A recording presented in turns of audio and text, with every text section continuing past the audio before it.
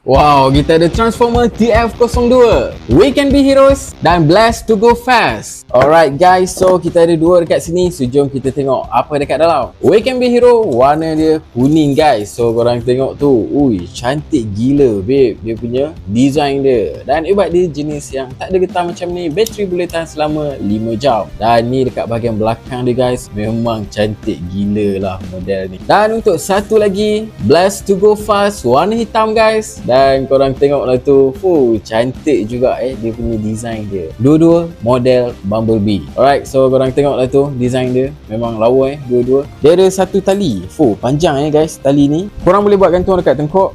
Ada satu USB cable dan satu user manual. Alright, so jom kita test. Basically dua-dua ni kualiti dia sama je lah, cuma beza pada warna. So jom kita test. Kualiti lagu dia sama macam TF01, TF03. Memang mantap habis. Memang sedap gila nak buat dengar lagu. Dan dia pun ada gaming mode. Korang tekan je 2 saat, dia akan tukar kepada gaming mode dan korang boleh main game dengan baik. Kita juga dah pun test dia punya mic. So jom korang dengarkan sendiri. Sekarang kita sedang test mic daripada hebat Transformer TF02 dan dia sekarang berada di... Korang dengar lah, mic dia kuat, jelas dan tak ada noise. Memang padu gila. So guys, untuk TF02 ni, kualiti untuk dengar lagu, main game dan juga call, cover habis, memang shock gila. So guys, kalau korang minat, check out dekat beg kuning di bawah.